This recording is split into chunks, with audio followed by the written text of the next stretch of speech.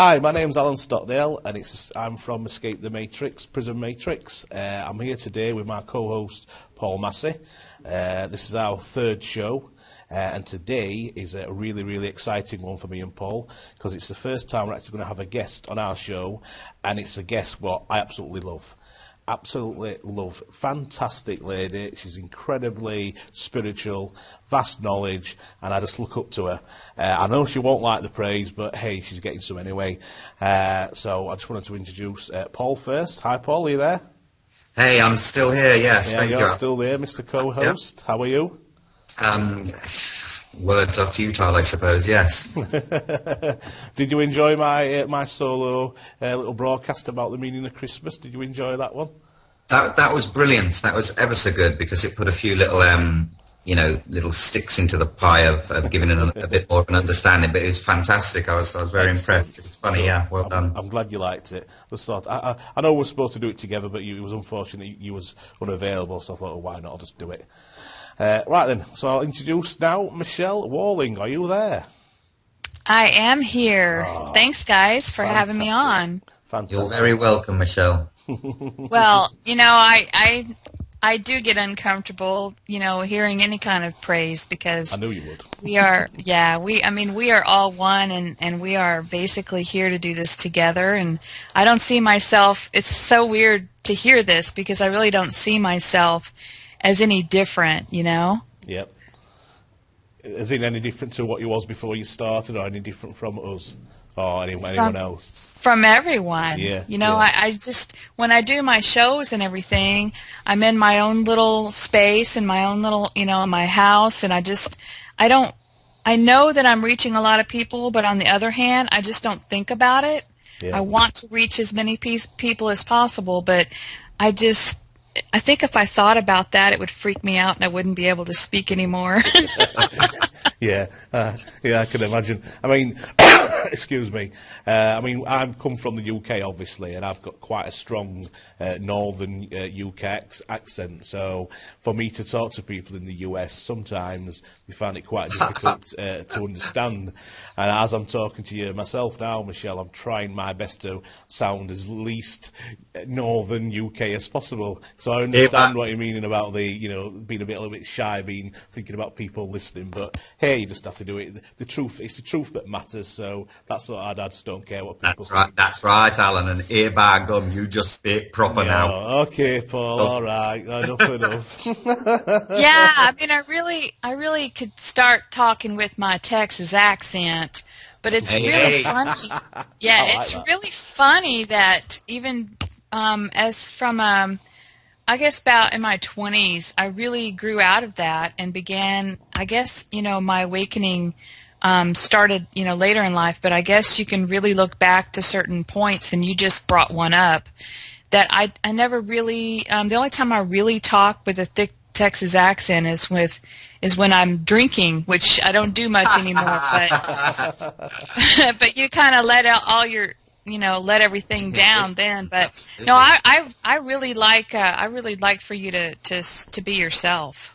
Yeah, well, I am, to be quite frank. I moved away from the part of the northern England I was talking about when I got married about 7 or 8 years ago, and where I live is not so strong, the accent, so I've sort of acclimatised a little to that. But where I first came from was really, really strong. Yeah, so I'm not even go down that route, Michelle, because you'd probably need an interpreter, to be quite honest. Well, another thing that happened to me that helped is that it seems that I had part of my energy from a higher perspective walk in at about 15 years of age. Yeah.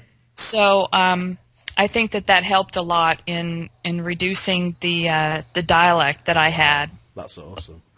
Yeah. So you had a walk in to prepare you to speak the truth, basically, then, to help. Yeah. That's amazing. Yeah. I did. Would you like to tell us a little? Oh, sorry, Paul. Sorry to interrupt. No problem, Michelle. I was just going to ask: so the Texas accent? This is what we would refer to as Southern drawl. Is that correct? Mostly, yes. the real southern drawl, I think you would get in Georgia, and Louisiana way, Georgia, yeah, right? Louisiana, South Carolina, But yeah, we Gotcha. have it here in Texas Gotcha. too, Across the southern as well. states, effectively, Mhm. somewhat. Yeah, Mhm. interesting. Right, so Michelle, just sort of get us started then. I'm really, really intrigued to know about your story and how long you've been on this journey. How did it start? And I'd love to know, because I must admit I don't really know that about you, exactly how it started. So would you like to tell us a little bit more about yourself in that retrospect? Sure, I'll try to make it brief because I could talk, I could talk about it for hours. But basically, I was brought into this world to a pair of hippie parents. My mother and father smoked a lot of pot and played a lot of Moody Hey. Blues and Beatles and Pink Floyd and my mom would probably cringe if she heard me saying this on air, but she doesn't listen to the show, so I guess we're okay with that. But so that put me in a perspective, I guess, of having those vibrations around me, because they played music all the time. And then my parents divorced when I was 7 years old, and my father moved to Austin, Texas, which is the music capital of the United States, I would say. And he was an avid blues fanatic, and a lot of really good blues artists were from Texas, like Stevie Ray Vaughan. And I grew up backstage at these concerts. My father's father was a promoter, and he back in the early 70s had a hotel in downtown Fort Worth, Texas, and he set up concerts, and then he had the people come stay at his hotel, and he was just he was a very outgoing guy, and my dad kind of grew up with that. And then he furthered, I don't know, my dad was able to get backstage at pretty much any concert, and he brought my sister and I with him. So we grew up around musicians. That was my induction, my vibration, was being around these otherworldly beings. Like, I don't know if you know who Stevie Ray Vaughan is, but he's quite a unique individual. Also, B.B. King, Freddie King, these are major names, and as well as other people who didn't quite make it big. That, and I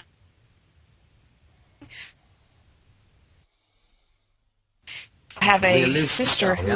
who Okay. I had a sister who was who's what they call mentally challenged, but I had to basically grow up pretty quickly and basically take care of her. So I would say that I matured very quickly for my age. And in high school, I had this this rivalry. It was very strange. This girl did not like me, and I had no idea why, and I had no idea who she was, but she wanted to pick a fist fight with me. And she would threaten me through my friends, and I spoke to my dad about it, and my dad said, well, you're just going to have to fight her to get her off your back, which, is not really a normal reaction that your parents would have. But Absolutely. one day I decided to fight her, and just to stop it once and for all. And we did. We had a knockdown, drag out fight. Wow. Once the fight started, I guess you could say I lost consciousness, and I don't remember what happened until I woke up. And she had pretty much beat me to the point to where, because she fought, she was like a goat, what they call a goat roper. She actually worked on a farm and stuff. And I'd never fought before in my life, but isn't this funny how you look back on it and you do things and you don't know what the deeper meaning was. But when I woke up, I was on top of her. I had her face down on the concrete sidewalk. I had a hold of her hair, and I was about to bash her face into the concrete. to get her to stop beating on me. Wow. And I had her immobilized. But what had happened is I had part of my walk-in energy come in at that time. And when I came back into my body and I had this awareness, I think a lot of it switched out. Part of my consciousness went out and a new part came in, a higher part of me. I looked at what I was about to do and I just stopped. And now that I look back on it, I realize what happened, but it actually took a psychic to tell me about that point in my life, because I really don't feel like I woke up and that energy really got balanced in me until I was about 40, and I'm 45 now. So that's how long it took for things to get balanced out. And when I was 40, I had a lot of times our awakening, we have things in our life that kind of smack us in the face. And I had an unexpected death of my mother's husband, and right around Thanksgiving time. And I was already having a hard enough time in my marriage and in my life. Just, I had everything I could ever imagine that I ever wanted. I had worked my way up to a really good job. I had a husband who loved me. I had, material things. I had anything I wanted, I pretty much could manifest. And it was, I just couldn't figure out why I couldn't shake my depression, which I had for a very long time. And what that was, now that I look back at it, was my soul urging me to really find what I wanted to do and who I was. And it's amazing how that all happened. But I began to read New Age spirituality, which, you can't judge it, because it got me to open up my mind. And I did take a path of, the aligning with what I call now the false light beings. Yeah. But I did take that path for a while, and I think I had to do that now that I look back, so I would know what it feels like to be entrenched in that. I mean, anything you can buy at the bookstore, the major bookstores here in the United States, I think I would say the majority of them, I don't know what percentage, maybe 80%, 75%, because I've looked at almost all of them, is New Age spirituality, which is created to draw us away from what we're really here to do. I mean, it has a lot of truth, and then it has that little percentage that's meant to distract you from what you're really here to do. I totally agree. Yeah. Mm-hmm. So I guess it was about a year ago. Yeah, it was about a year ago, a little more than a year, that I met Greg Prescott from N5D at one of his conferences. And we instantly had a connection, and we have been inseparable since then. But what happened after that is, I guess I found a lot of information on the Archons, and Cameron Day had a lot of great information. Robert Morningsky, Wes Penray, these the Wingmakers material. This stuff changed my whole thought of the New Age spirituality, and I really figured it out. And I couldn't wait to share what I had learned with everybody else and say, hey, you can go down that path if you want, but I've been there, and this is where I'm at now, and maybe I can share what I've learned with you now, so you don't have to do that. Because what happens is it gets so confusing in your mind, because what they're saying is true, but it's that little part that you can't figure out what's false. They're very, very, very intelligent in how they twisted things around. The best liars in the universe, aren't they, Michelle? Definitely. They are. And you get so confused that you get helpless, depressed, and they feed off of your confusion energy. Because you're waiting for something to happen. That's the main precipice. And then there's always disappointment because you had these expectations. So I think that pretty much sums up, my journey. But basically, where I'm at now is I have my own radio show called the Cosmic Awakening Show on N5D Radio. I have another radio show called BMSS for Body, Mind, Soul, Spirit radio, and I do that just whenever I feel like it, But the Cosmic Awakening show is every Thursday on Blog Talk Radio, and I write articles. 5 that I place, and that's called CosmicStarseeds.com. That's just a little bit about me and what I'm doing. I'm really here, no different than you guys on this journey. I just feel like sharing my journey with everyone, so they can feel like they're not alone. For me, Michelle, what you were saying then about it was when you sort of learnt about the Demiurge via Cameron Day and Associates. That's and then you got the urge to tell people. That's what's really spurred me on to start this radio show myself. Excuse me. It's that knowledge what sort of spurred me on to. I must tell people about this, because I feel that the vast majority of the population of the earth, they think they're spiritual, they think they know the truth, and it's just a total lie, isn't it? And the fact that I found about going around in the never-ending incarnations and having your mind wiped and starting all over again, feeding off you, I thought it outraged me. I just wanted to tell as many people as I could, so that's what really urged me to do what I'm doing. Yeah. Paul, what got you started in what was your main realization that you felt that you needed to speak out to people? You sure you want to ask, Michelle? Yeah, I do. I mean, fantastic hearing what you said as well. I didn't realize it was, only a year back that you'd met Greg. I kind of just went down the assumption route that, you guys have been doing this maybe quite a few years. So that was lovely to hear. I totally relate to basically everything you've said in my own conjecture. And wow, you've really put the heat on here for me to try to summarize this as best as I can, because I've heard you have the nickname Gabby or something. I'm not sure if Alex called this. You like to talk.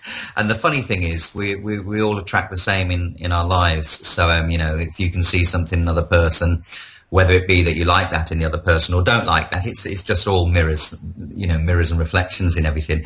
And I'll thank you very much for the opportunity to answer this, and I'll do my best to keep it succinct. And Alan, I'm sure you're laughing at that point, yeah? I am, yes. So, Michelle, I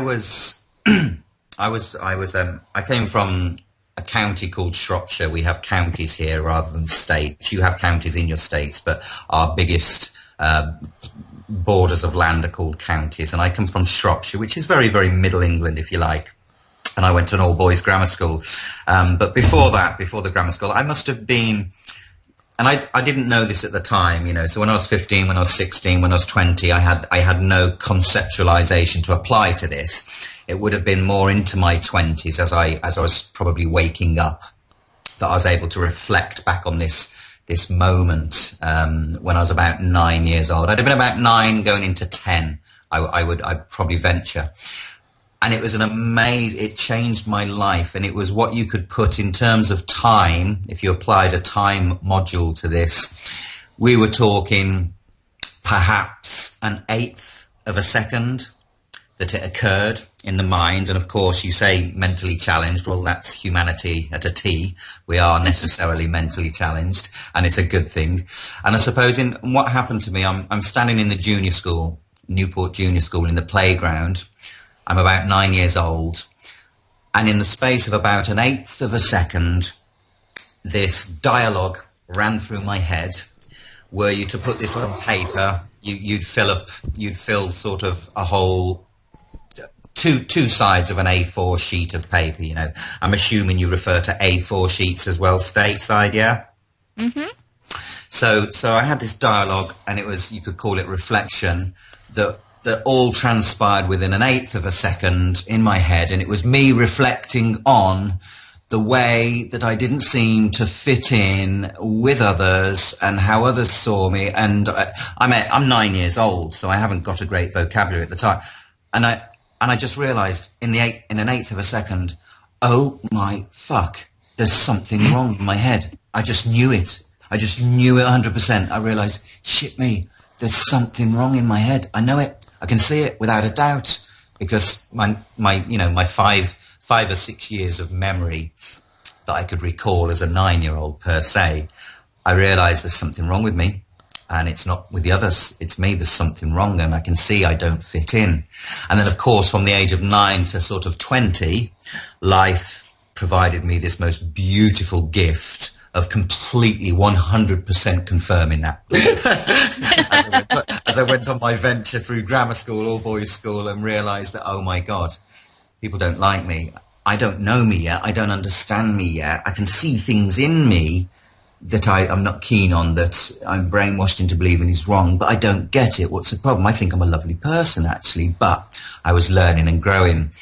So I think by the time I'd got to 16, I'd gone to grammar school. So when I passed what we call the 11 plus at the time in the UK, you all went to junior school, boys and girls, and then they had this selective exam that you took, and it determined whether you went to an all boys grammar or a private high school, or whether you went to the comprehensive. You know, if you failed your exam at that age, you all went to the comprehensive. So I was the first in my family to actually pass this exam. And you can imagine my family at the time, they were all absolutely blown away by it. And of course I didn't know, but that pressure on me, well, I'd watched the bloody movie Star Wars at 8 years old, and that really messed up my education. I had no interest in this seriousness that everyone was doing, and I started to see between the lines. And so I failed my exams when I was about 16. Happily, totally oblivious, didn't care, but I had to deal with these adults, and I couldn't explain jack diddly to them.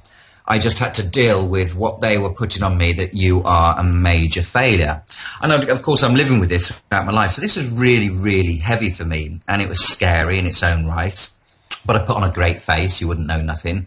And I realised I'm messed up, and I've got to work this one out, and I seriously have to work this out. There's something fundamentally fucked here, and I had no concept to put to it. So I went about my business, failed my exams. I went to a college of art in Telford, and I think I ended up in a relationship with some gothic girl. So my father pulled me out. He didn't approve of that, and off I am packing boxes in a chicken farm somewhere in the countryside, thinking, what the hell am I doing? And of course, my brother, who didn't pass his exams, went to the comprehensive school. I think he got 1 or 2 more passes in his educational exams than I did. And in the show, army, the ones, and I'm there about 16, 17 years old, thinking, oh my God, I've got no friends. Everybody in this little town knows me. I don't have a great reputation. This is so bloody embarrassing, and I've got to do something. And I had no idea what to do. I was just an absolute loss in a way. And then I realised after a while, well, hell, why don't I go and join the British Army like my brother did? I thought, fuck it, I don't know what to do. I've got no future, no hope, might as well do that. So I went and applied, and my brother came on leave, and we went back to Wolverhampton, which is near Birmingham, our second city, to the Army Careers Office. My dad's come with me to go and get the results to see how we did on the aptitude tests. And I'm hauled upstairs to the top brass, Sergeant Major. None of the others were. Sit me down. He says, listen, your aptitude score, you've done exceptionally well. How would you like a position in the intelligence corps? I didn't know nothing. Whatever sort of thing. I'm bloody Luke Skywalker here, thinking, Darth Vader, you can't pull this on me. But anyway, I've gone along with it. And I think I got about 6 weeks away from needing to go up to North Yorkshire in North England to do my basic training. And I was out walking on my own that day, and I suddenly realised, oh my God, what the hell am I doing? I cannot do this. That is ludicrous. And I think it was more the discipline side. Thankfully today I can look back and see what a shrewd bloody move that was, that I didn't join it. But at the time it was more of a fear of, discipline and something I wasn't very good at. And so on that day when I realised I can't actually do this, I knew that that's my entire family would have washed their hands. So I had to leave home that day, and I left home, and I ended up on the streets of London, lived homeless, rough sleeping for a few years. I ended up getting sectioned and learned so much about this world. And I absolutely I have such gratitude for the life I've had, albeit in your average sheeple's conjecture, it would have been quite a failed life in that concept, if you like. But today I'm just so thankful that, yes, I did have a head on my shoulders, and I've managed to use it to go inside, to work from the inside out, and to see things for what they were. So by the time I was about 20, I suppose, I already saw that there was a matrix going on. I could see it, and I'd be explaining it to anyone I spoke to, and I had good feedback. So I'd be on the London Underground, selling the big issue, which we do as a homeless person. It's a homeless people's magazine they can sell and make money, and I'd be just chatting to anyone. I remember some university professor from one of the London universities sitting with me for about an hour on the train. I'm about 20 or 19 perhaps, and I'm just reeling off like you, gabbing away. We love it because we know that we're onto something, telling him what I'm seeing, and he's just, he said, "Oh my God, you should write a book." And that was when I was about 19. So I started, I think, eventually about 25, 26, when I got off the streets and settled down a bit. I saw right through the entire game of work. Everyone thinks, "Oh, you must go to work." Oh my God, baloney. I thought, what a game it is, how clever, how sophisticated. And I kind of sort of started to settle somewhere around 26, found a very good friend, a very intelligent person who could understand me, and that was a absolute blessing, because I had this in my mind, this life ahead of me that was very despot, it was going to be very lonely. I thought, oh my God, I'm not popular. I don't know how to mix. I don't know how to integrate. I don't know how to get on with others. And of course, if you meet me today, you might think the complete opposite, but it's been one heck of a journey, as you say, a very, very challenging journey, which I have nothing but total unconditional gratitude for today. We all choose beyond this time and space. We choose the body we come into. We choose our parents. You're there outside of time and space, and you're watching the boy and girl that makes the child, that meets the other girl, that makes the child, that makes your granddad, that meets the other girl, and you're watching all these family lineages and genealogy down 20 generations as you're picking the mother and father that you need to come into, And so, in realizing the depth of this all, and of course your work from people like George Vassilas and others, and a whole lot of others, I'm just starting to find this game very, very interesting. And I'm finding the one thing that I really wish to focus in terms of what I understand as truth is total acceptance that we actually know very little. And I've spoke to Alan a lot about this, the differences in mental perception, the differences between what we think, what we believe, and what we know. And of course, knowledge comes through realization, which can, present itself in a myriad of formats, etc. But 99% of the world is telling each other what they know based upon what they believe. And this is why there is such a confusion. People say, I know that this is this and that, and it's not a knowledge, it's a belief. And so I'm just feeling blessed to start this journey, as it were, at the moment, 2014, 15, I think it is now. Well spotted. Yeah. And where it's starting to go. And I wouldn't have seen this, 15 years ago, 20 years ago. I would have had no idea that it was going to come to this place. And I realise I've got information that is not mine. It is realised truth that I need to help my brothers and sisters in this, because each one of us are uniquely different and paradoxically the same, or one. So that's a lovely mind blower there to play with. When you said earlier, Michelle, I'm not really different. It's like, oh yes, you are. You're uniquely different, and at the same time, you're the drop in the ocean of the part of the water the same. So it's a lovely paradox that we just embrace it. So how did I do? Not too bad. Awesome. 10 minutes, awesome. Yeah? Paul, for you, I was expecting 1.5 hours. 4 hours, yeah. Yeah. So that was really good. Yeah. Actually, Paul, it really, really was good. That, yeah, you really did condense it into all the best parts, and it was a fantastic. Oh, you know, don't you? Thank you. Thanks for that. I have a few comments on what you said, Paul. Yeah. Back to Greg. We've had past lives together, and there's one in particular in particular that his dreams brought one of them back for us so that we could understand our dynamic. But I was actually the mother, and I had him and our friend Kendra Gilbert in a shopping cart, pushing them through the grocery store. Wow. They were my children, so of course he's seeing it in, what relative terms of the now. What it would be like if I was his mother. I'd be, pushing him in a shopping cart, which in the lifetime that we had together, I'm sure we didn't have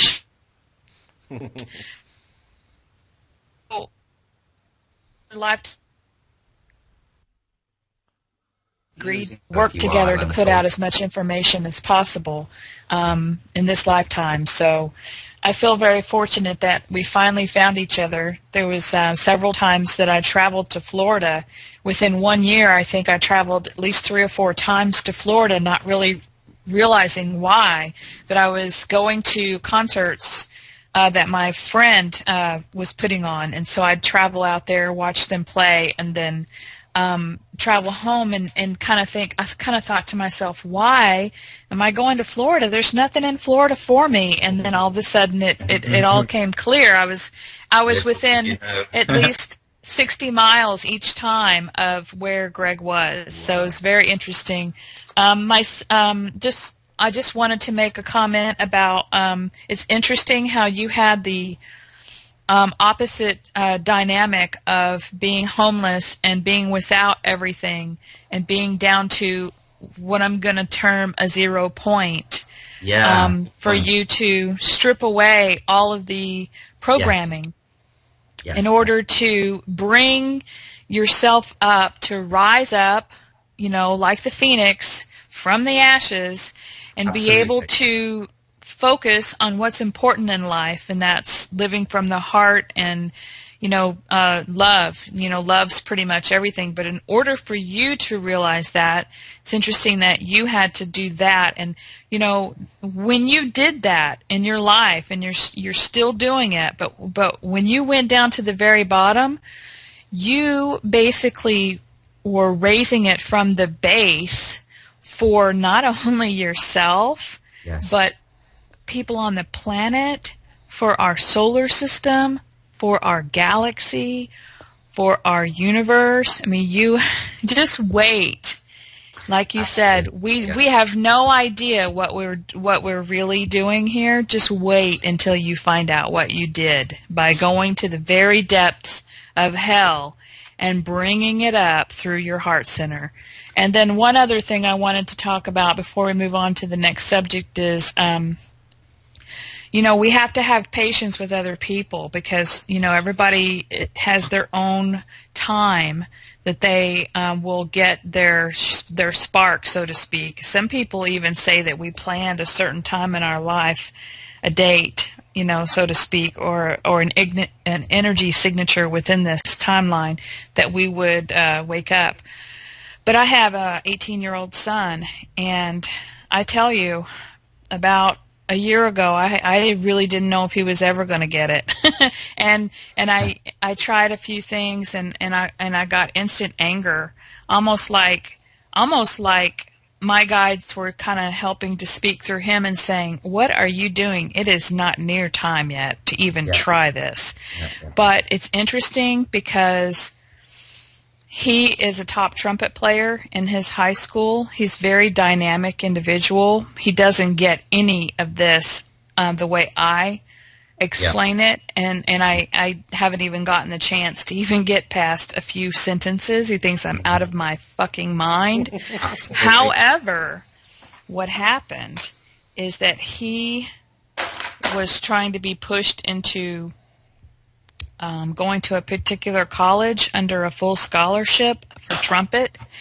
But when you do that, you basically are giving them your life for 4 years to where they can dictate all your Friday nights for football games, all your competitions, Saturdays, your weekends, your practice time. You're basically giving them your life and letting them tell you what to do for money, for giving you a free education. And I had dropped a few hints. This is how you do it, folks. If you have kids, I dropped a few hints. I talked just fairly briefly about the fact that that paper that they give you, that diploma, whatever you call it in the UK, we call it a diploma here from the higher colleges. It's just a piece of paper. It's only worth the energy or the thought signature that society gives to it. And a lot of people are paying $100,000 US dollars for that piece of paper, and then they're automatically in debt. And then they have to go to work to try to pay the debt off, and it's all part of the illusion, the matrix, the game, to get us, to keep us in slavery. And Michelle, may I just interject or just add some substance here, and let you continue? But you just caught my attention there with you're referring to basically the education system as we know it anyway, and you're dead right. It's an amazing. It's funny in and of itself because I think there's a great adage: never let schooling get in the way of your education. But what I concluded myself about education, that you've got all of. I think we used to have third world countries, didn't we? And it's pretty much reduced now to developed countries and developing countries. And some may argue that Mali or Chad in Africa is still a third world, or possibly something, but there's not many of them around. So you're noticing this influx from South America, Asia, Africa into the Western hemispheres, all chasing, this education. And when you look at it and realize what education actually is, for you to get a diploma, a doctorate, an MBA, a this, that, the other, it is just one skill that you have to hone to get that, and that's memory, and that's it, memory recall. So if you can hone memory recall, you can get a doctorate, you get anything, a diploma in anything, all simply just based on memory. And that is one tiny, tiny spoke on a multi-spoked wheel of true intelligence. As you probably are aware, intelligence is it's more of a female energy. Intellect is a male energy. Intellect's of the head, and intelligence is of the heart, and so on. And so you're absolutely right. This is what they do. It's all about distraction, and that's the name of the game. We call them and they when we speak about the powers that be, but they are us. And I'm sort of transiting. I'm just transiting through that and accepting that, when we go and enforce this duality in our very words unconsciously, which we do all the time, what they're like. That's the way they work, the elites, the powers that be, and so forth. The way we work. Yeah, and not realising that you're actually unconsciously enforcing here, accidentally, whatever. There are no accidents in life ever, but you're subliminally enforcing a duality whilst talking about duality being an illusion, as we all do. So I'm glad you've pointed on that about the purpose is them, you see. You can't knock them because people spend their whole life up to the age of 50, 60 going through education and then working, and when you're free, you're now 65, a bit buggered, you can't do too much. So it's a clever game, it's a very clever game, and it's a pleasure to be here to do what we can to bring light into it. But as you were saying, Michelle, thanks for that little moment. Well, I just wanted to share with everyone how I finally got through. I said, I tell you what, you can be whoever you want to be, and you can do whatever you want, and I will support you 100% with no judgment whatsoever. I said, hell, if you don't even want to go to college, that's fine with me. And he was like, what? But I tell you what, 2 months later, he came to me and he says, I don't think I want to go to college. And he made it his idea. He let my energy settle in, and then he spoke to his friends, and the universe works in marvelous ways. He was put in many situations where his friends that had moved off, he's a senior now, his friends that had moved off and started their freshman year of college would report back to him, college is not, that big a deal what we think it might be. It's not as exciting, and it's the same, just a different level of, just like you said, memorization, and I hate sitting in class all day. And, it's a distraction, isn't it, from finding your true self? It's purpose. Yeah, and you got to start your first year with these stupid basics, of arithmetic and English and all these things. And so he realized that that's not what he wanted to do, and he had such a life crisis that he decided he wanted to go to Scotland right when he got out of high school and be a bartender and just go live. Why He just wanted to move out of the United States. Isn't Why that not? funny? Yeah, it's amazing. And it was great, but thank goodness he's gotten out of that, and now he just wants to work and just do. Experience life. Really. Yeah, so he got a job as a bartender already. I'm like, he as soon as he turned 18, you can serve liquor, you just can't drink it in the United States. And he just got a job. The universe lined everything up. He didn't have any work experience. He wanted to be a bartender, and bam, he's a bartender. So I think he's changed his mind about college, and the reason behind it is the most important thing. It's not that he is lazy and doesn't want to go to school and all that. He decided that he does not want to put his energy into the system of what they've made it, and he is changing it. And so he has the basic knowledge inside of him. He just accesses it a little bit different than, those of us who have studied all of this philosophy behind it and reasoning, and then we studied the matrix itself. He doesn't need to know about the matrix at this point to know what it is. You know what I mean? He doesn't need to know that it's extraterrestrial based control system to feed and harvest our energies. He doesn't really need to know all that. All he needs to do is to feel that something is not right about it and make a different choice. Do you think, That's Michelle, important to tell people, though. You don't Very have much. to force all of the details on people in order for them to get it. And the thing is, as maybe Alan was picking up as well there, is nothing in this reality can ever occur a minute early or a minute late. It doesn't work like that. And when a person wants to find and goes the way to do, they will. And when you say about lazy, I was just noticing, you notice how society tends to put the word lazy into this bracket. I tell you, it's an absolute attribute to be lazy, because when you configure it and realize what do we mean by being lazy, we're talking about work, shy, stuff like that. I think that's an attribute in itself, because a lot of lazy people have changed the world. Einstein, Buddha, the lot of them, they were lazy in their own rights, which made them start asking questions, as you sort of highlighted earlier, Michelle. Oh my goodness. I am broadcasting right now from my bed.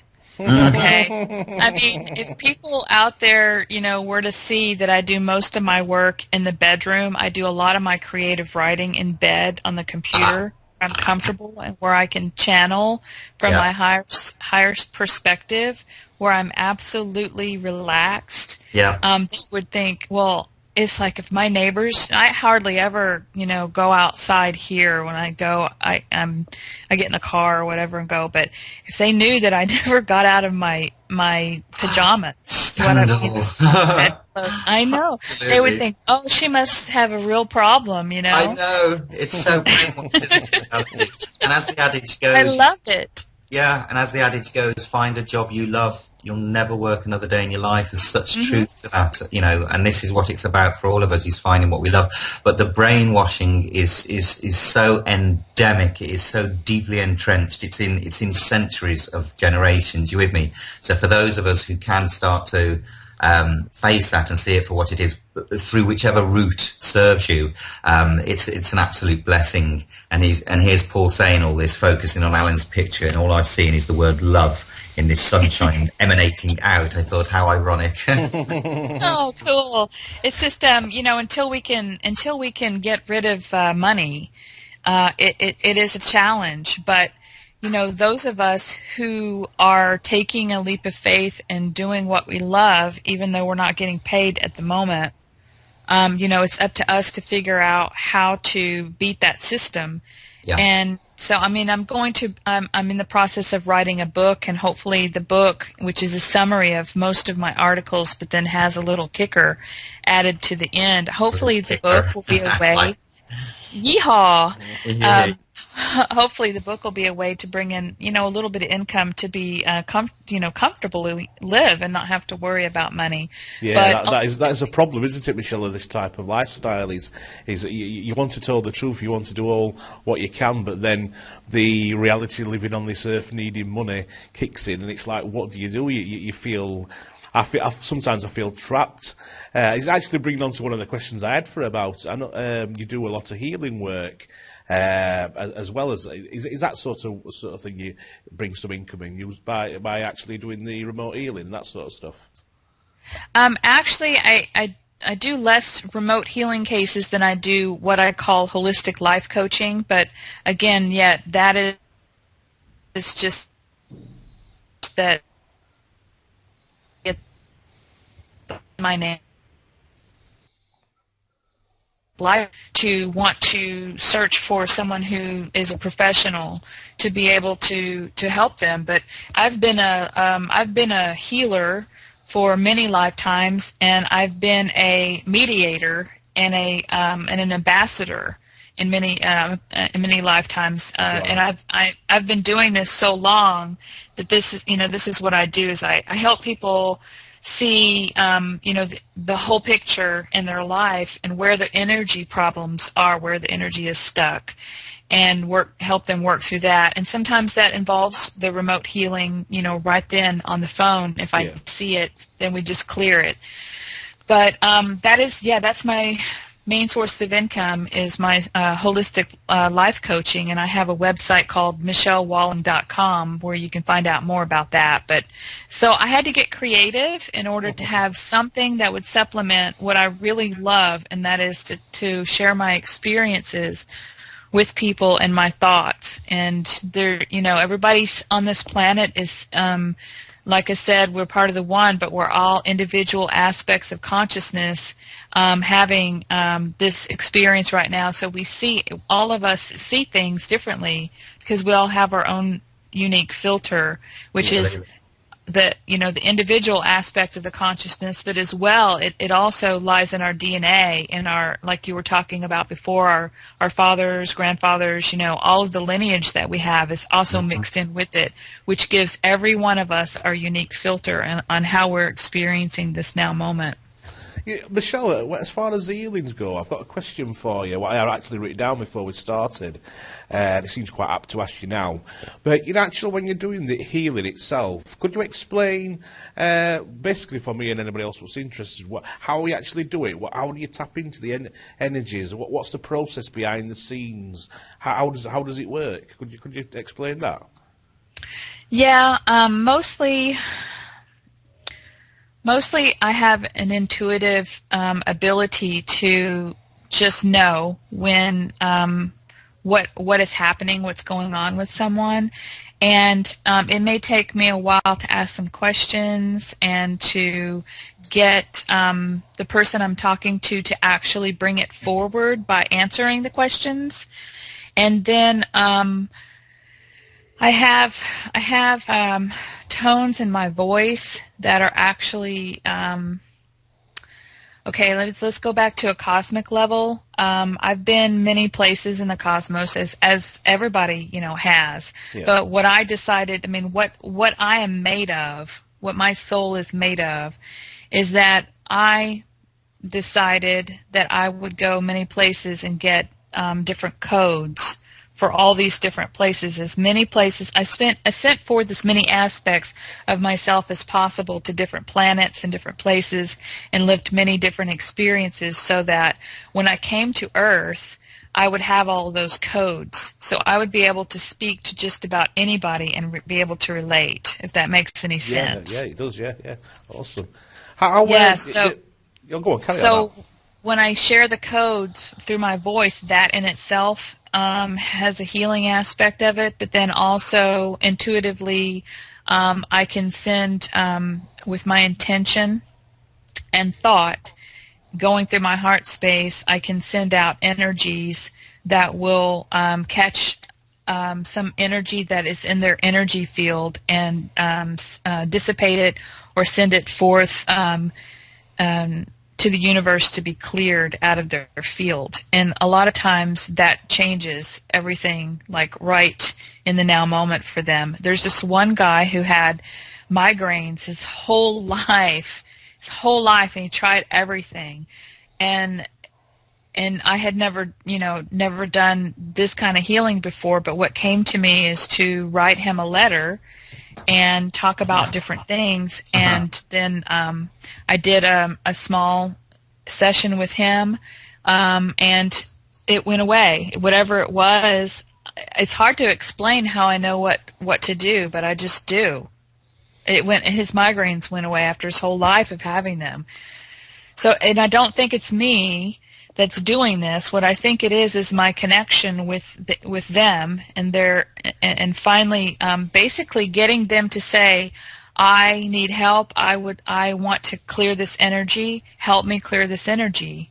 Because you can't force it on anybody. Do you think it's you connecting with like the sort of the soul of humanity, like our higher consciousness, the soul, whatever you want to call it, where all the experiences and all the information is all shared between us all, but we can't necessarily access that on a conscious level? Do you think somehow then your higher self accesses it through that sort of that medium, and that's how it gets? Do you think that's the actual medium it works in, the healing part of it? Yes, because I always connect when I start my sessions. I connect with my higher self, and I might as well get into this because it's important on how we are going to raise our consciousness to begin with. What I do is I ground myself into the planet, and then I imagine I have roots that go down into the core of the planet, and that makes me really grounded. And then energy comes up through the planet that meets into my heart. I also imagine that I'm connected through my crown chakra all the way up to my higher self, my oversoul, which some people call the monad, and the creator source. And then when you're connected that way, you allow the energy to come back down through your crown chakra, through your third eye, through your throat, and into your heart. And then, as I'm connected and flowing, I then connect with whoever I'm speaking with their higher self and their guides, which are actually different aspects of themselves. And then we all work together for the highest good of that person on their journey at that particular moment, what they need. Because not everybody is ready to just heal everything at once. There may be more things that are tied in with other people that they've agreed to provide lessons for them or experiences or whatever. It's so interwoven that you just have to turn everything over to a higher power. And as Michelle's saying, I think effectively, if just to add some credence there, is what you're saying as well, Michelle, is we're all in contract with higher selves. You know what I mean? It's each character that you work with in terms of, for example,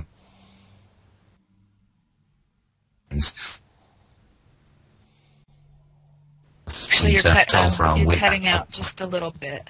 Ah, okay. I've noticed that occasionally with your voice. I don't know if you've noticed that as well, Alan. Michelle? It happens to us all. It's just a Skype connection. You're best off just letting it come back and just repeat it. So just repeat what you were saying, Paul, just previous. Okay, so just for the test run, am I coming across clearly at the moment? Yeah, slightly muffled, but we can hear. Yeah, just carry on. It just comes and goes. It's just the internet connection. There's not a lot we can do.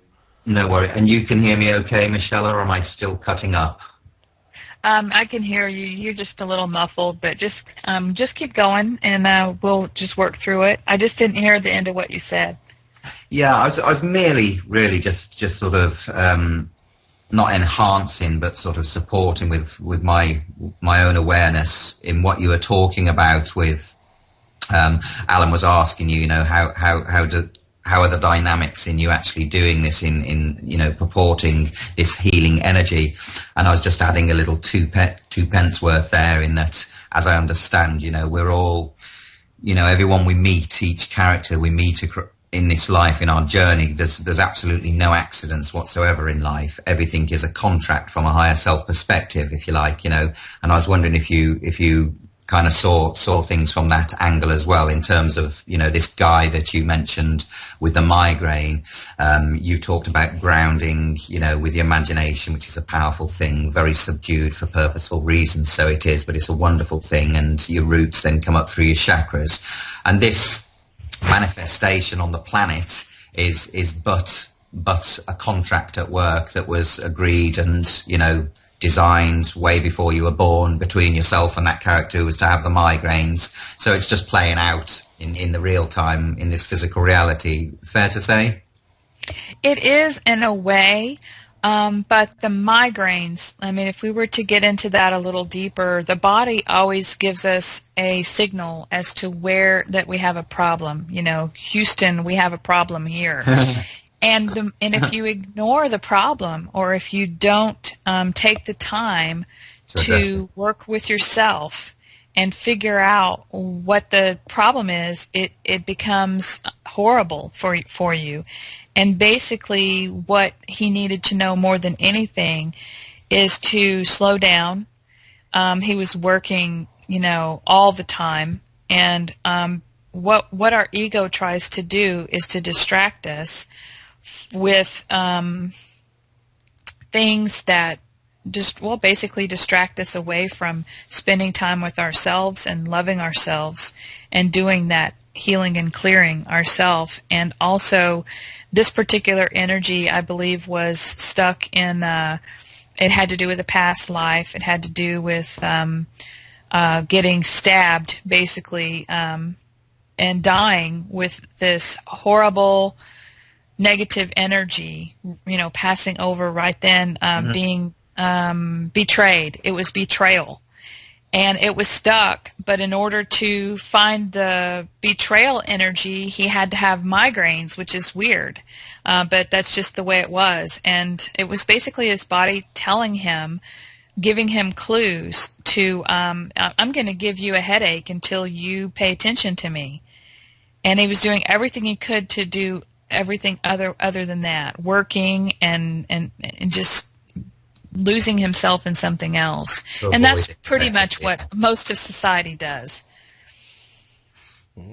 That sounds really, I agree with that. It makes perfect sense, doesn't it? I mean, you've got the one side of yourself where your scars are from a previous life, let's say. Do you think on that retrospect as well, Michelle, where these scars from previous lives, going back to sort of, for listeners who know about Cameron Day, about sort of the false light where you die and you think you're in some sort of heaven, but the false light beings will then convince you that yes, you know, you got stabbed for this reason. You might have betrayed that person in the first place, so you've got to go back to Earth and have another incarnation to make up for that. Do you think that? You know what? I've lost my train of thought now. You know when you're just travelling along the train of thought, you've lost it. Well done, Alan. Just to balance things, that's beautiful. Yes, all right. I'm sorry about that. I just totally lost my train of thought then. It's okay. So you were wanting to know though about okay, so if we got tricked into coming back, did we plan our lives? Is that pretty much what you want to know? I've got my train of thought. Yeah, so we've been tricked to come back into we've been tricked to come back into this life, and then it's our higher self saying, "Look, you need to sort this problem out with the karma, with the energy what you've picked up from this contract with the Demiurge, the false light, and it's your higher self telling you that that shouldn't have happened. It's a contract you've made what you shouldn't have really done." Do you think that is the case, or what was your perspective on that? Okay. No, I don't think it's your higher self that's telling you to come back to balance that karma. What I think personally is that our higher self is the mind that connects our individual aspect of our oversoul with our oversoul. So our higher self doesn't really make the shots, doesn't really make the call in between lives. What has happened is I believe that as we decided to come here to have an earthly experience, we got stuck here in having, because we decided we would try the experience of this body with a reptilian brain that had separation between the hemispheres, which made us forget that we had a connection with our higher self and our oversoul. And that was intentional for them to take a human body template and change it, and then trick us into wanting to come into one of these bodies for experience. Once we were in them, we forgot who we were, and that allowed us to where when we left the body, our consciousness would rise out of the body and be already trapped in this Demiurge that is in the fourth dimensional astral plane. And then what happens is that, from what I understand, I don't have, I don't have recollection of this, but we go this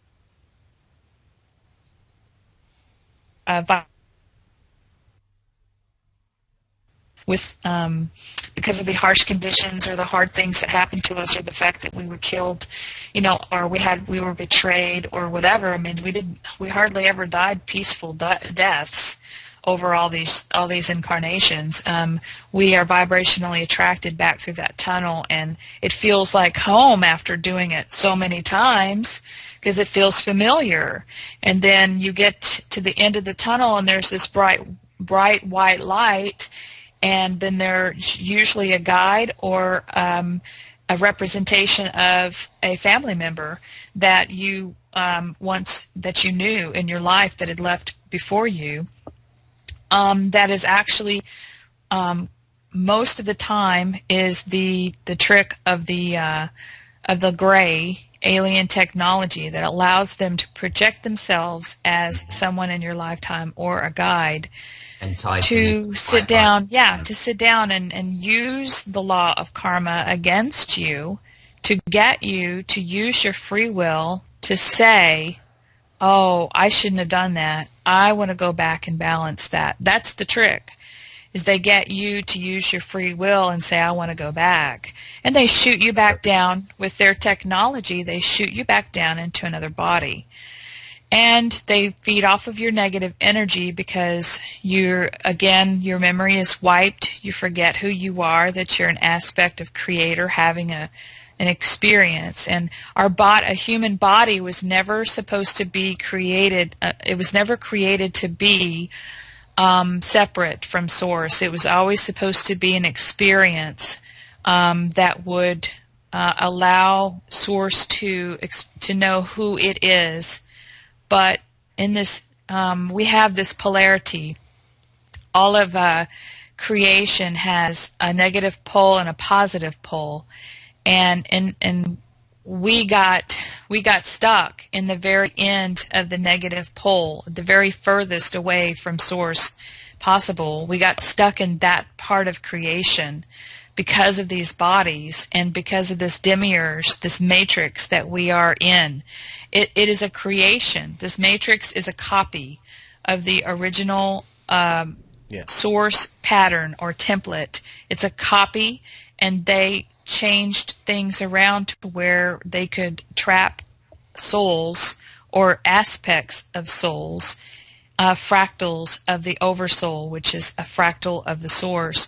They could trap them into bodies and be able to use the body and the emotional aspect of the human body to farm the energy, the negative energy off of these people.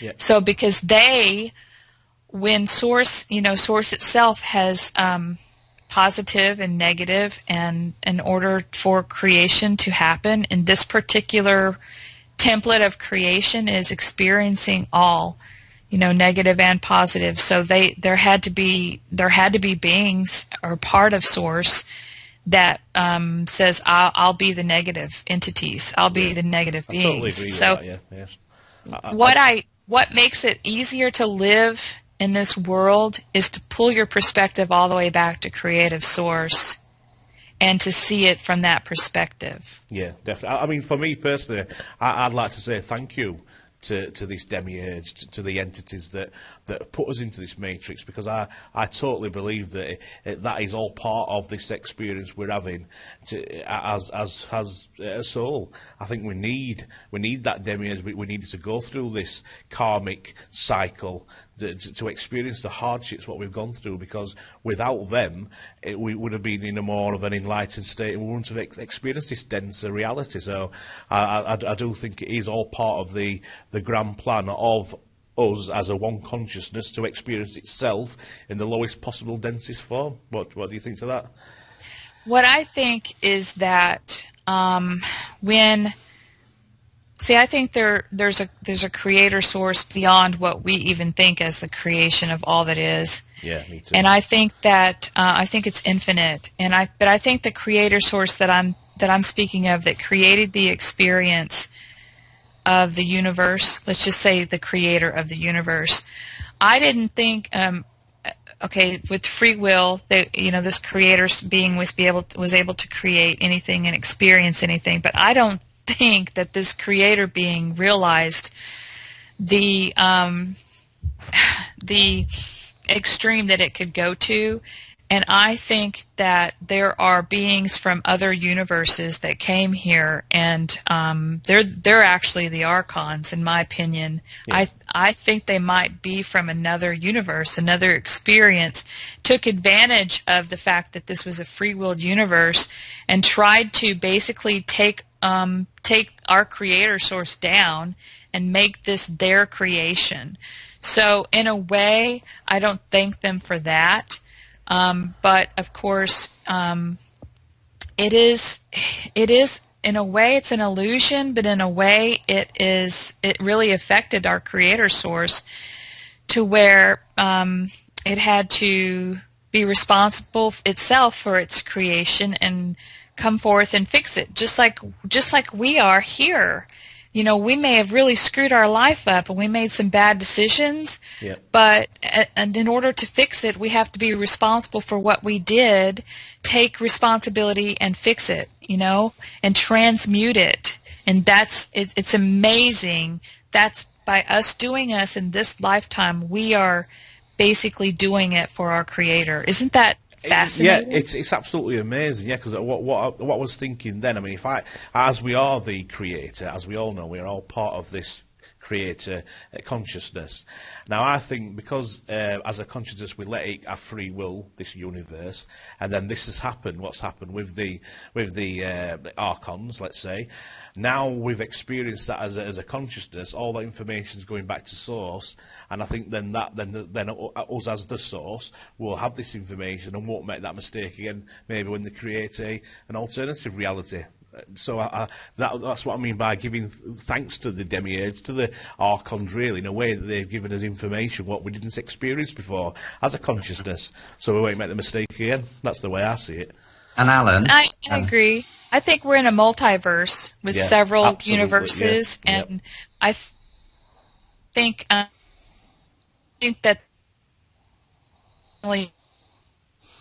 the being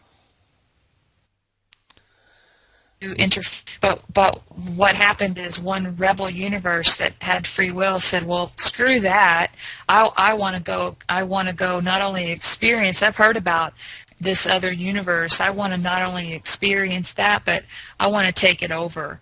And I think if you look at it from the creator of the multiverse, that creator is probably saying, well, I don't have any judgment in that because I created you to be whatever you want, to do whatever you want to. So from a higher perspective over our universe, I think yes, but damn.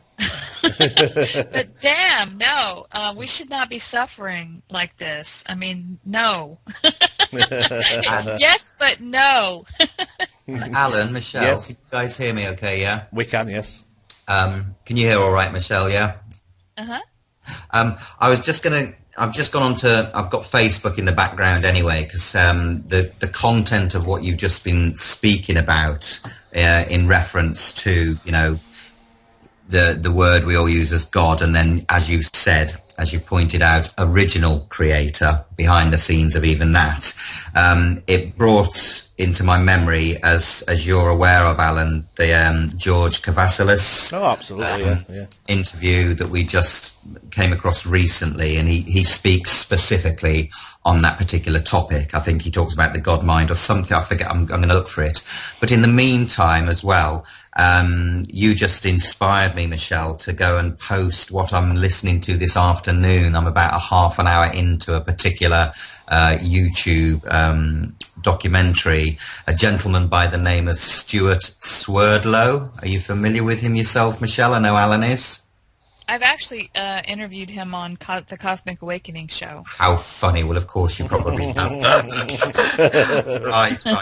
Okay. So may I send it anyway? Because I don't know if you did listen to that, but as I'm just getting very into it, his little history, as you were specifically highlighting and touching upon, alien races, universes, alternate, other dimensional universes where they've come into the seeding on this planet per se. And so if it's okay with you, I'm just going to send that to you anyway onto a message. I've sent a friend request your way on Facebook anyway. Is that okay with yourself, okay. Michelle? It is, and I'd like to jump into something. Wunderbar.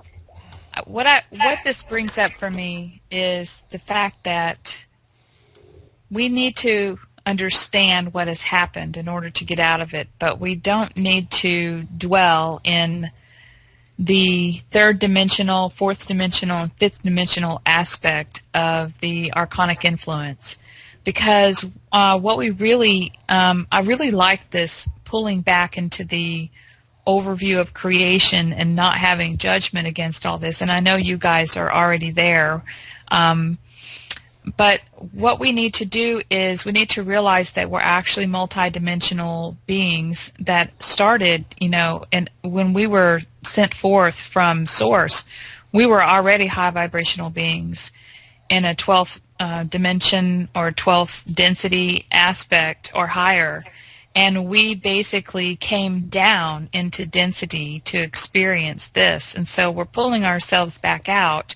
But what all that means is moving our consciousness along a connective line that exists all places at the same time at once, and in no time. So if we can figure out how to access that time, that line that connects all together, that's how we can move our consciousness out of this what I call false matrix, because it's an overlay. It's like a software program or a virus in the original software that was intended for the hard drive, if that makes any sense. If you think about it as a computer. Yeah. So I've got to find evolute as well. I'd hazard to say as well. Yeah. Pardon? I said you were saying this false overlay with what we're doing at the moment, and I was pointing out, albeit that it's also a necessary evolute, everything that we're going through. So even going through this false matrix, that's been posited. Paul, I think you need to let her explain, because I don't think she's going down that road. Michelle, he loves to talk. You carry on, dear, with what you were telling us. No, it's okay, because I think you guys there is no right or wrong answer to that. I think that you guys are really good because you see everything as an experience for creator, but I still have these feelings that no, this isn't right. This is this is an infiltration of a creator source being that had a particular creation in mind, did it, sent it forth, and then somebody came and tried to take it over. And I just have this, that's going against the rules of creation to try to take someone else's creation and make it your own. And on a higher level, yes, it's all part of an experience, blah, blah, blah. Could help out our creator source in some way. But that doesn't, in my mind, it doesn't it's not cool. You know, it's time to restore the original creation matrix that this creator of this universe set forth, and to free the people who are being sucked, energy sucked out of them as energy slaves. But on the other hand, not to dwell on the denseness of the way we see it as a matrix and a prison and all that, because that is buying into the illusion. And what we need to do is change the illusion by throwing a wrench in the matrix, and that is by not giving the energy to it anymore, and to realizing that being the creator source ourselves here in the flesh, which is pure love. And I think that's where you guys are going, is that, you know, you don't have out of is to that particular level of vibration, which is love. Now, I often wonder, because this our creator being got so messed with, is this the ultimate freeing of not only the planet but the universe? Here, all in a microcosm here on Earth, if we can free ourselves by vibrating away from their vibrational denseness and letting them I don't even know if they're going to exist in that particular vibration, because I think we may be collapsing their matrix, if that makes sense. Yeah. They were so far away from their creator source that they needed other energy to feed off of, and if you take that energy source away, then, you know, energy doesn't die, but it's reconstituted into something else. And I think it's as big as finally freeing the universe from this energy that is so dense. Yeah, I agree. Yeah, I do. I agree. I think the levels. That's why there's so many ETs. I think coming to Earth to witness what's happening, because it's such a huge cosmic universal event. Yeah, I do. Yeah, I totally agree with that. And Alan and Michelle, what I was pointing out earlier, the point I was making is, as you're defining and giving some structural conceptualization to this picture, Michelle, with, as you said, this, what we're calling a matrix, this fabricated, something that's been hijacked, let's say, as you say, and perhaps copied and twisted. Yeah. Mm-hmm. Twisted. Now, what I wanted to point out of beautiful truth to this is we must remember as well that this is also a necessary evolute. So in terms of getting caught up in any form of assumption or feelings that this isn't right, it shouldn't have happened, or anything like that, that is all illusory, in as much as our return to source and our refinding, remembering and realigning ourselves with truth, with unconditional love, and how it is things like this copying of this matrix universe that we may or may not be experiencing right now. This is also a necessary evolute. It's a necessary perfect aspect of it, because we literally can never experience anything in this reality that isn't serving one way or another our growth. Does that make sense? It does. It does. I do have to say, though, that our creator source has been thrown out of balance because of this infiltration.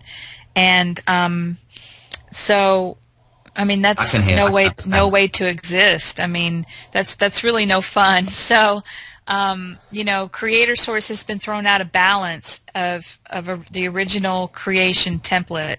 So, bringing it back into balance doesn't mean that we aren't going to be able to go experience polarity. It just means that it's not in alignment with the original template of creation for this particular. Sure. It doesn't match that. So, and if that is the case, I just bring to the table that is also a necessary journey that we have created, you know, because we are connected to Creator Source. We are aspects of it, experiencing ourselves. So there's no accident or anything of wrongness or shouldn't be-ness to this. It's a very prevalent intrinsic dynamic that also had to be done. Does that make sense?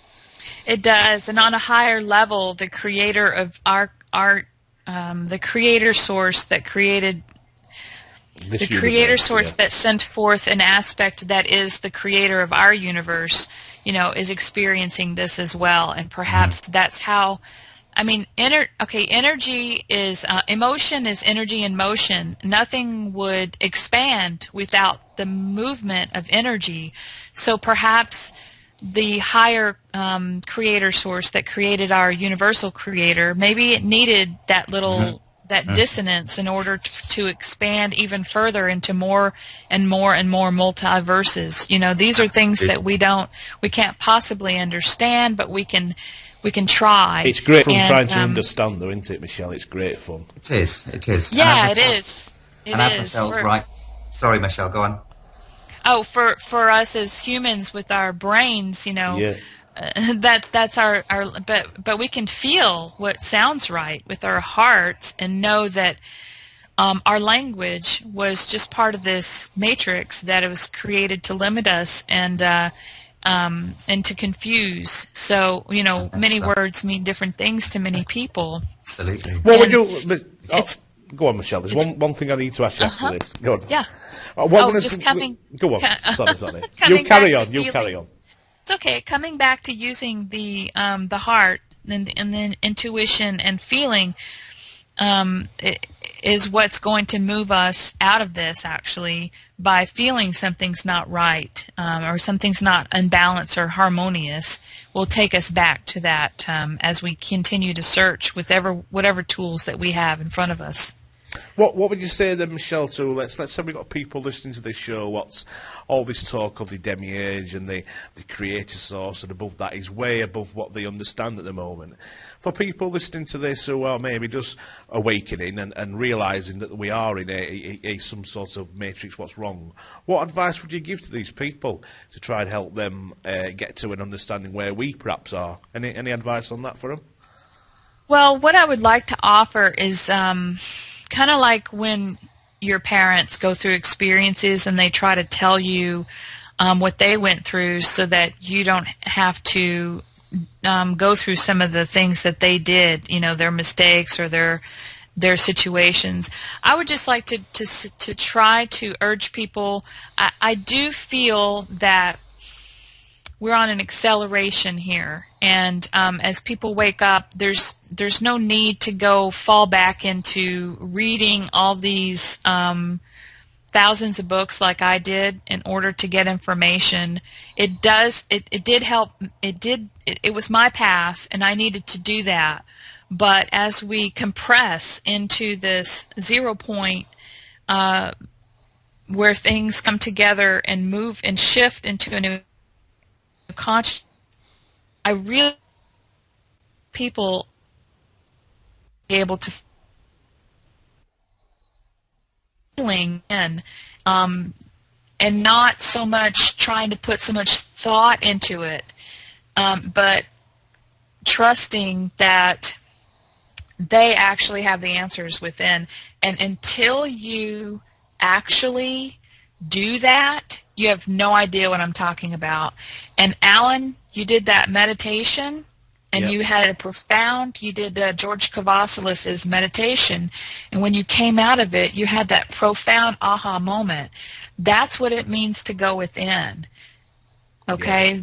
And if you want to explain that a little bit, that would be fine, because until you actually do it, you don't know what I'm talking about. Yeah, I mean, for me, that meditation, I was listening to George's videos, and basically he was describing how our entire existence has been compressed onto Earth. So in other words, there's the universe, all the knowledge and all the consciousness is then compressed into a galaxy.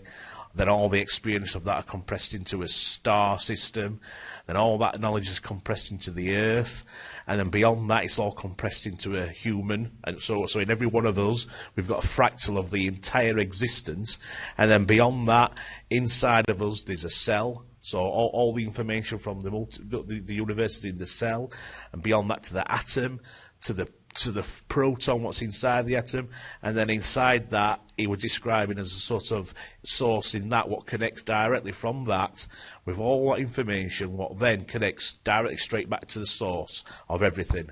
And I visualised that. I did meditation, I did my breathing exercises, as we all know to do who do meditation.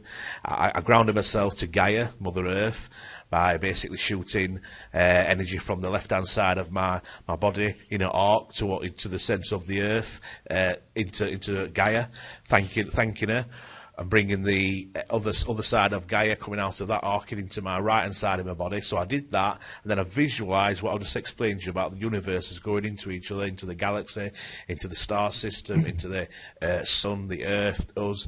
And when I was doing that, I had the most incredible millisecond event. What seemed to, in my perspective, it seemed like it went on forever, but I know it was a millisecond. And what it was, I was doing my breathing, and as I got to the inside the proton and the sun inside that connected to the source, I had, as if somebody had punched me in the stomach. This huge amount of love just physically went into my mouth as if I was breathing it in, and a bright light. All I saw was whiteness, and I felt a oneness with everything. Not so much a knowledge of everything, but a oneness with everything. And I had tears streaming down my face. And in between me gasping with this love coming into me, I don't know, that's all I can describe it. I had the biggest smile I've ever had on my face, literally from ear to ear. And all this lasted for a millisecond. And then as soon as I thought to myself, right, I must concentrate on my breathing. As soon as I started to think, it stopped, just like that.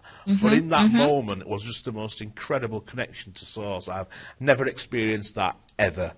And I'd recommend it for anybody to try. I mean, George, I can never pronounce his second name, Cavasilis, he tried it, and his higher self pulled him back, because obviously he must be more advanced in his techniques, whatever, and told him that he wasn't ready for that power. But for me, being probably not as good as meditation, or whatever you want to call it, not as advanced, whatever, I experienced what I experienced, and it was amazing. Yeah, it blew me away. Well, see, everybody, and you can find that on, you wrote an article about that, and you can find that on your website. See, everybody's going to find their own particular way to go within and reestablish that connection through your higher self to Source. That's what we're here to do. That's what we're here to do. And to ground that Source energy into the planet, well, that's what some of us are here to do. Yeah. I imagine that the ones that are listening to this interview, they're either here to, everybody's drawn to a particular experience. So most of the people that are listening to this interview are probably here to be what I call a forerunner for the rest of humanity. I mean, we're already awakened, and we're searching for exactly what we need to do to, just by awakening, just by being here, we've done our jobs, okay? But we have secondary jobs that say, okay, I'm gonna challenge myself a little bit more and do everything I can so I get the ultimate satisfaction when this is done and then we're at our party, we've done it. That we can say, oh yeah, well, I even pushed myself even further and further to do as much as I could, because it brings you such satisfaction and happiness that we might as well work every day that we're here to try to expand our consciousness even more and share it with the planet and all of humanity. Yeah, for sure. Well, and Alan, in answer to your question earlier to Michelle about 5-10 minutes ago, just for the record, Michelle, we're at about 1 minute 40. You mentioned you got about an hour and 50 minutes or something, so we're an hour and 40 in. But you asked Michelle earlier, I remember saying, I think you said, so for people who are just maybe come to this show, who are just starting to wake up, and maybe don't have the depth or the understanding and so forth where we're at.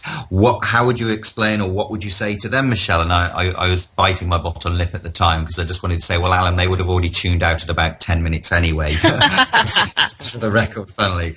And in another posit, just in recollecting or just rounding up or concluding the point I suppose, trying to put some clarity to earlier, Michelle.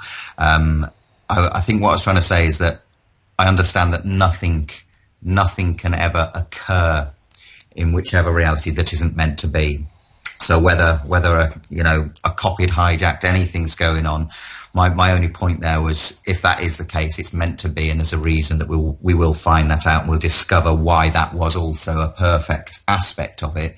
Because one thing I've learned in this reality, in the human game, having this, human experience, as a spiritual being, experiencing this lower density vibration as a human experience, is the most powerful tool I've noticed in the human powerful tool.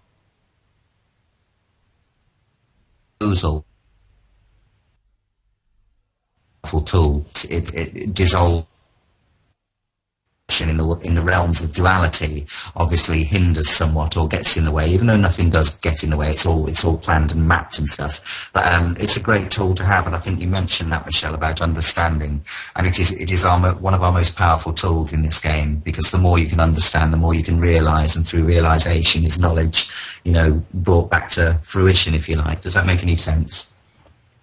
It does, because we can't just always want to be our higher aspect and not have this experience here as Absolutely. A human with a first, haven't we? Right.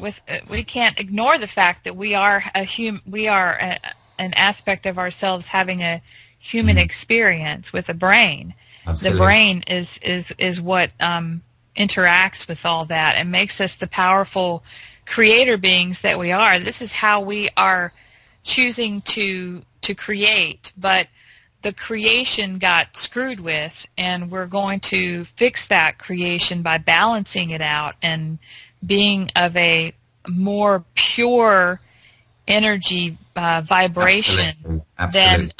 than a dissonant one. For sure. And if it did get screwed with, that was absolutely 100% perfectly meant to happen, and that's what we're going to be understanding along our journey. Do you know what I mean?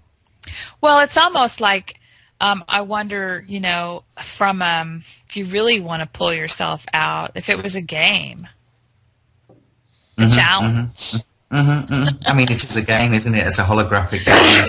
So we're assuming, and we're sort of venturing towards understanding or defining that we're in a game, we're in a holographic. Well, think about it this way, Michelle and Paul. If you're an entity like we are a consciousness that's always existed and always will exist, existence would be pretty boring, wouldn't it, if we didn't do something a bit more interesting? It would, but as emotional beings, having an emotional body, to see our brothers and sisters suffering and to not be able to get through to them is so frustrating, and really is pushing us towards changing ourselves within. If each person can work on themselves, it will have a profound impact on the collective consciousness, and that's one of the main messages that I wanted to get to share with people today, in my perspective. Excellent. What do you think's actually going to be coming in the coming year then, Michelle? That was another question I was going to put to you. Have you any clues, and through your various people, what we could expect in this reality that we're in now for 2015? Yes, I'll give you two perspectives. We are always co-creating every millisecond. We're jumping back and forth from different timelines and possibilities, and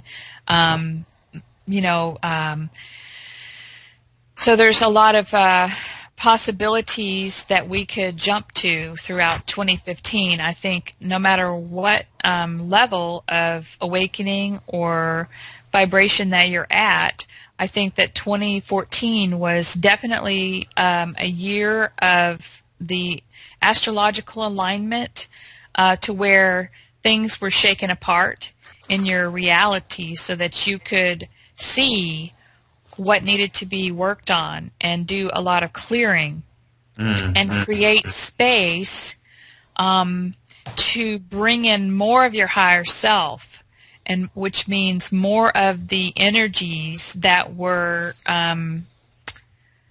outside of the matrix, if that makes sense, to anchor it into your consciousness here, bringing your consciousness to a higher, bringing this to a higher level by bringing more of the higher vibration in. Yep. And so integration, to me, in 2015, we've already cleared and expanded, and now let's integrate more energies, intentional.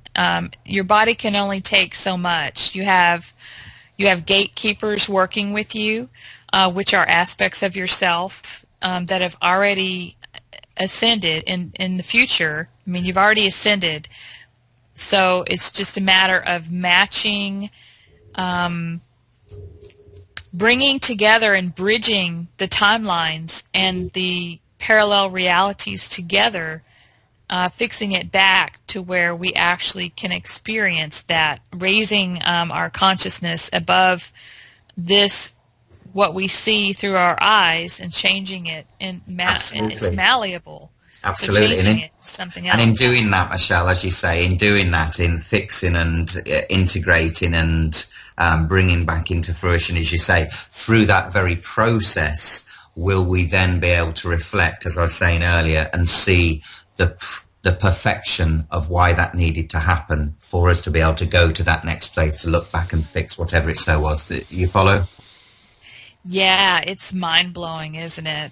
I mean, the second part of what I wanted to say is that, some of us could actually cross the bridge in 2015 if we really intend and work hard on it.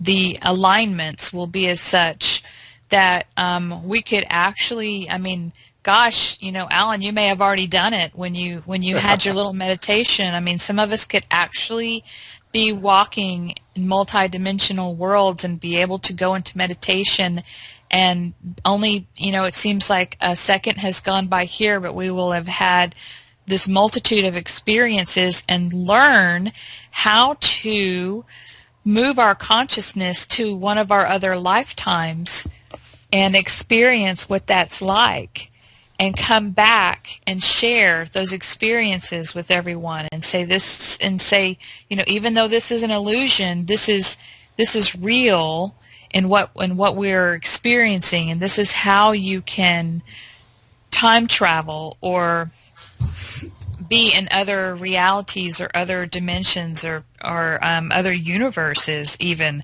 if you really get good at it. So I think that's what ascension is, in my opinion. We're using the New Age term and redefining it to what it was really meant to be, and that is becoming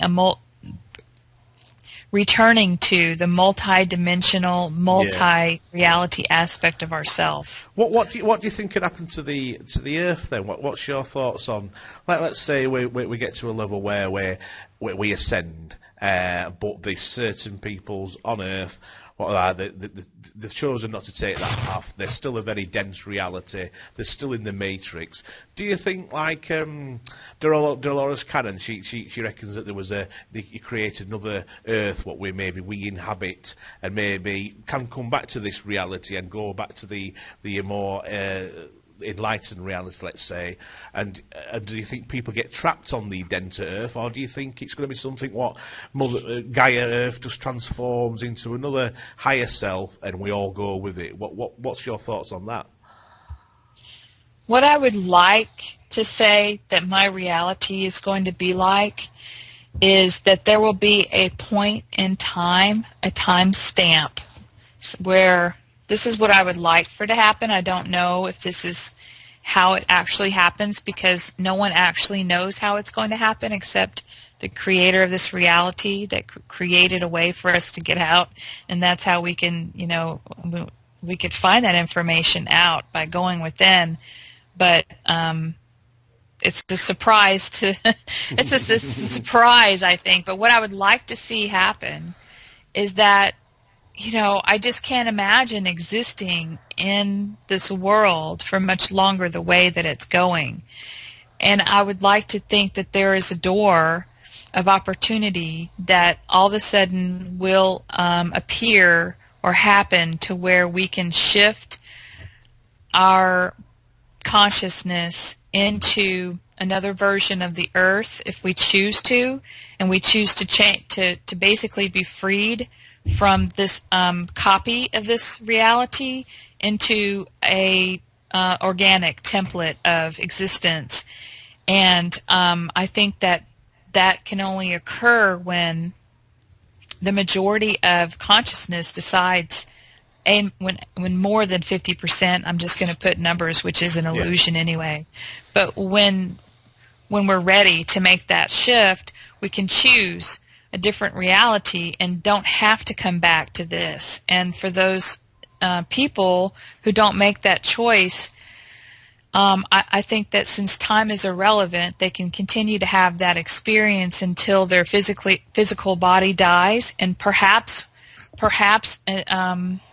magically we are keep a carbon copy of ourselves there, so their life seems normal. But since it's all an illusion, it's like we could probably leave a program there to where they don't think that we died or something, or maybe they do think we died. It just depends. It's so malleable. Maybe we just go out of their reality to the fact that they never knew we existed. Well, that's true. Where they just carry on their lives. That could be true. Yeah. But basically, it's a choice to where finally we have a corridor, a bridge, a way to exit, and then we co-create this new reality that already has a template, because all of creation has a template, and then we make it what we want. And it could be that happens in an instant. I want that to happen, but it could be that it takes time. It could take time. There's two different ways. There's people that say different, both ways.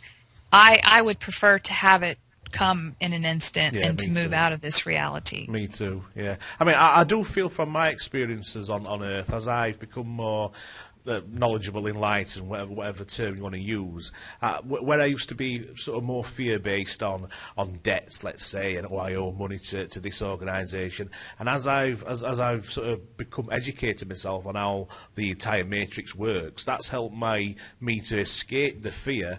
And when I've escaped the fear, I feel now, as I exist in this country, I don't even feel part of the matrix, the society that we live in. I get letters to my door, you owe this money, you haven't paid this, you haven't paid that. It doesn't exist to me. It doesn't even enter my reality. It doesn't bother me, because as far as I'm concerned, that's their matrix, that's their society.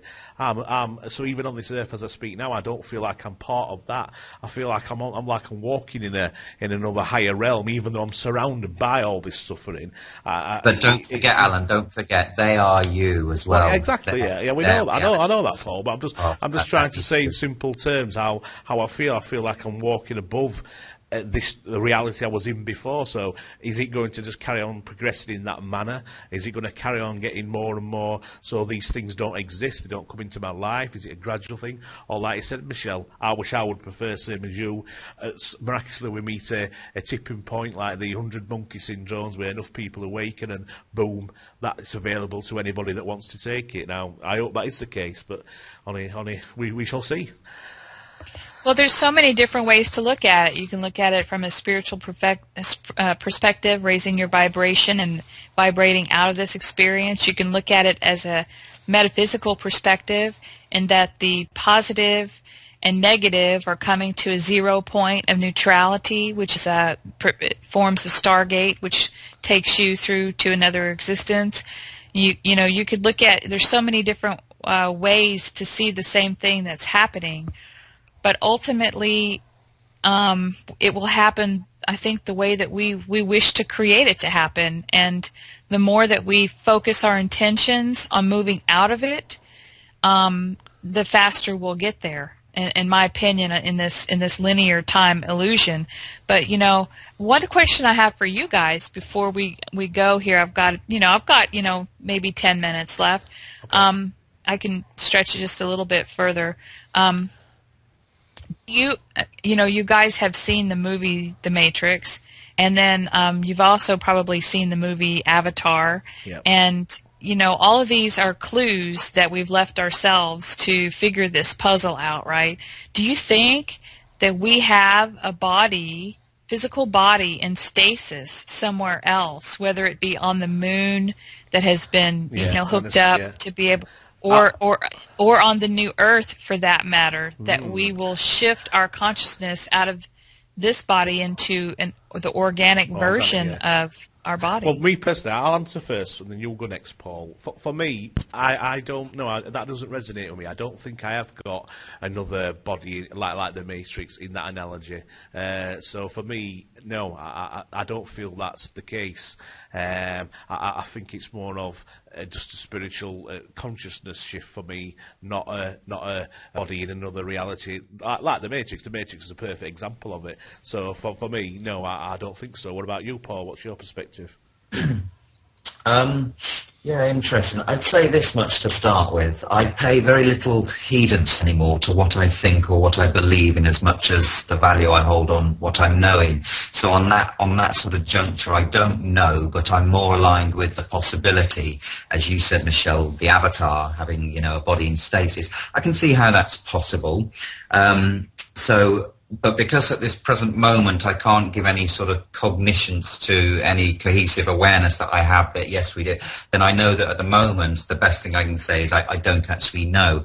What do I think? Well, I sort of take that lightly. I'll sort of pay a little attention to what I think, because I know that it's all of our thoughts when we talk to another and tell people what we think or what we believe. I'm too aware that our thoughts and our beliefs are part of the mishmash of the confusion. So me giving too much energy to solidifying a thought to share with another, or a belief to put to another, for me personally, that doesn't carry too much oomph at the moment. One thing I did want to sort of bring to the table, I think, was you mentioned Dolores Cannon as well earlier with this, the splitting of the two Earths. Yeah. And I think here we go. So I understand. There we go. Yes. Yeah, you see what I mean? We are so conditioned. It's beautiful. But my understanding of this splitting of the Earth is not an actual physical paradigm going on. It is a conscious awakening. So it's coexisting with itself. So not to another Earth somewhere else. It is the conscious awakening that is now transitioning upon the Earth, which is the new Earth. I understand, in my understanding, what Dolores Cannon posits about, and this is where, as you say, the 100th monkey syndrome. I think they had some there was a load of meditations somewhat in the last 5-6 years across the States and other parts of the world. You're probably very familiar with this as well, Michelle, where a certain number were meditating. Crime rates were absolutely down all across the globe on that particular time that was happening. So that's the sort of model I'm sort of trying to project here, or try to explain what I'm understanding. The aspect of humanity that is waking up, and if we can dare to say where we're at the moment, and we are absolute still embryos, each one of us here in this understanding game for sure. This is the new Earth I understand of the splitting. As to the avatar and the other body, I think possibilities are absolutely limitless, given based upon what we actually understand at the moment and what we can recognise in our understanding, and B, what is possible. Yeah, what is actually possible. Yeah, we could. It's very possible we could have a body in stasis somewhere, just like Avatar, and I like that idea. I really do, but I have no idea what veritable truth can be found in that as a wayward assumption or not. Well, I would just like to leave this conversation with just a few of my feelings then, and that is that nice yes, anything is possible, because we are infinite co-creators, And if we, every time we have a thought, it creates that reality in another Correct. dimension or another Yes. existence. Oh, yes. And and so I would like to put forth, to always question everything in our reality, but to also try anything that feels right. So don't be afraid to try anything. We are releasing our fear of the unknown by going within and bringing forth ideas that pop into our head of, what could this be like, or what are we doing? And these are innate. There are innate thoughts that are connected with a higher part of our existence. So, I would like to also say that part of what we can do right now to keep moving forward, because I assume that everybody listening to this program is wanting to exit this reality and create and co-create a new reality other than what we're seeing right now. And so it's to be responsible with your thoughts, because this reality is us. All the denseness that we see are the thought pattern matrix of those who are in a low vibration, and it's manifesting. It is, and that's just what's happening inside this copy of this dense field. It was taking a template and decreasing or slowing down the vibration. And we want to get back to the higher vibrational template. So be responsible with your creation, which is being more aware of what you're thinking and what you're saying. And you don't have to be and question perfect. it every time. Question it every time. Why are you thinking that? Why do you believe that? And go back and understand how you did each time. Yes, don't get too caught in the mind, though. Let the question arise, but feel through it and allow it to settle in your heart, okay? And then that changes your reality, and it changes the thoughts that are tied to the thought that you just had, the question. So, but don't get too caught up in trying to keep yourself from saying something, using those words, because once you transmute your reality, you begin to speak the words that have the vibration of what you mean to say, and people feel that.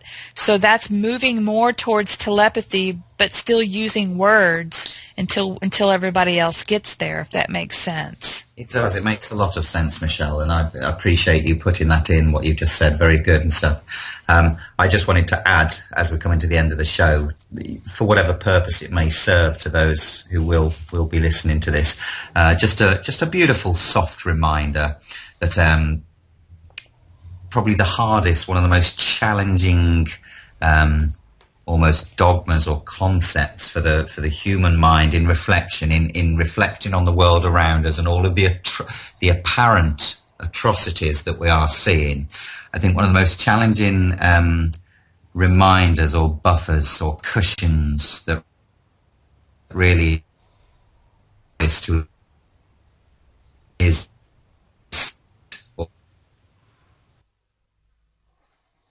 and in embracing that understanding that there is, I think it opens the channels of creativity within us to find and formulate the solutions that we're all eagerly, earnestly, craving for, to stop the atrocities.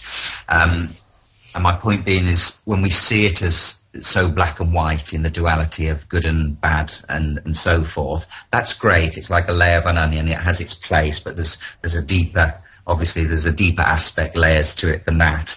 And I've just found myself understanding and recognizing the utmost beauty and perfection in all of this. And that's effectively just you taking your hat off in absolute awe-inspired amazement at this game, this computer model we're doing.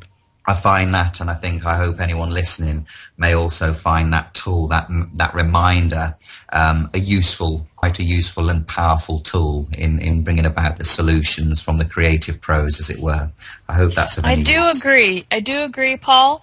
And see, that's the beauty, is that we need people like you that want to accept everything as part of the creation, and we also need people like me that are damn sick of things and want to move energy forward with fervence, with Absolutely. determination, and say, I'm tired of this. I'm tired of this existence. I want to change this. And it maybe takes a little bit different perspective to move the energy forward, but yet people like you that are grounding and balancing the energy at the same time and realizing it's all part of the higher, perspective. And so we need both of those ways of looking at things. And they fit hand in hand with what you've just said, with both sides of the fence, if you like, there, because I think in essence, the angle I'm sort of sharing there is that from a platform where you say yourself, Michelle, you're on the other side of the fence wanting to move this forward, I think where that little posit I've sort of added fits in is that as you may, whatever your understanding of ego may be, I know that the world tends to have this understanding, which is a very kind of limited understanding of ego. We think that ego is something that we have, something to keep at bay and control. It's actually part of our evolution. It's a necessary evolute. It's the stage we're at in relationship to reality. And I can't remember whose words they were. They said it really profoundly. Ego is the aspect of your experience that seeks to control. And so in whichever way we look at it, in looking to move and change and control, in other words, the way things are into a better place, that's beautiful and it's divine, that intention. It's also in somewhat of a aspect, it's also, let's say, not abrasive, but a fighting against what isness, to an extent where we can end up feeling that, shoot, this is too much, got to bail out of this.